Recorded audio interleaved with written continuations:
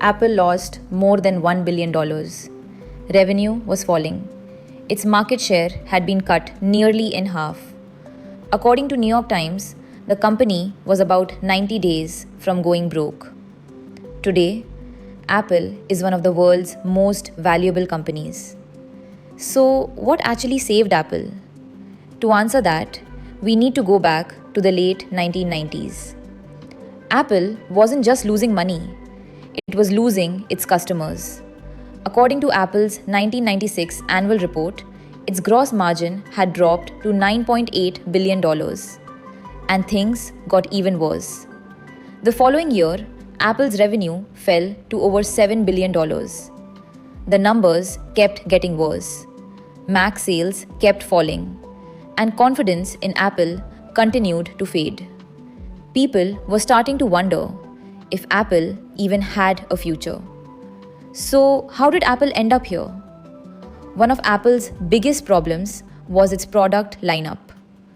Over the years, Apple had built a confusing lineup of products like Performa, Power Macintosh, and a lot more. Many of them looked almost the same. Some even competed with each other. Instead of making it easier to choose an Apple product, Apple made it more confusing. But the product lineup wasn't the only problem.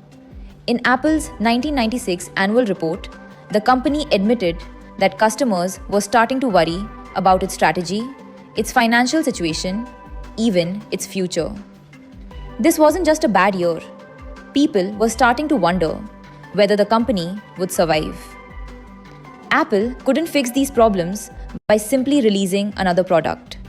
It needed a new direction. That turning point came in February 1997. Apple acquired a software company called Next.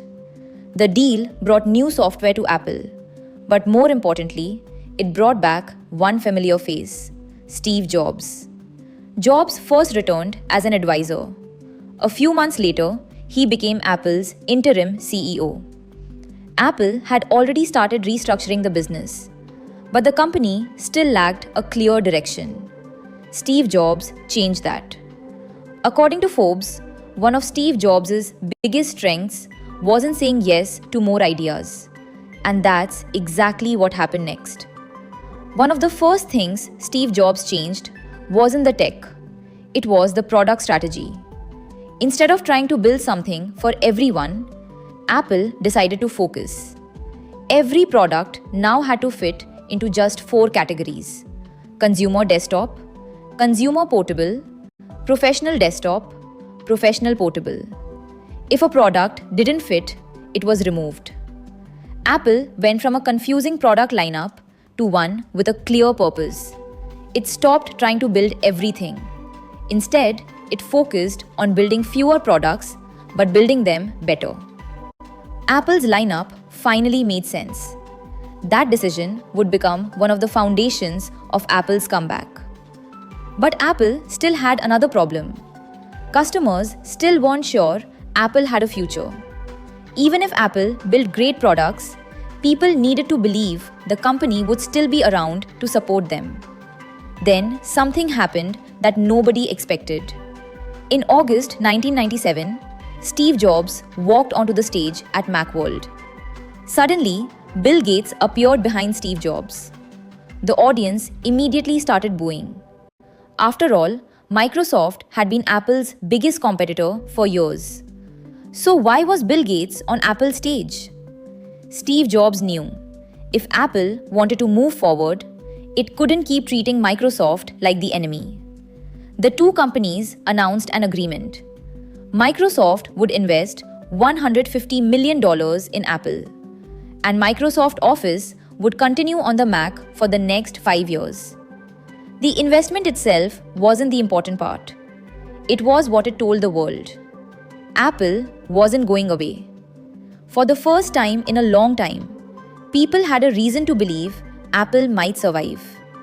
The Microsoft partnership helped rebuild confidence. But confidence alone wasn't enough. Apple still had to fix the business itself. Behind the scenes, it continued simplifying the way the company operated. It improved inventory management, reduced unnecessary costs, and stopped investing in products that weren't moving the company forward. Apple's 1998 annual report later credited its restructuring, its simpler product lineup, and improved operations as key reasons behind its return to profitability. Most people weren't aware of these changes. That changed. In 1998, Apple introduced the iMac. It looked nothing like the computers people were used to seeing. It was colorful, it was simple, and it stood out. But the iMac wasn't important just because of how it looked. It was the first product that showed the world Apple had changed, and customers responded. According to Apple's 1998 annual report, iMac accounted for about 33% of Macintosh sales.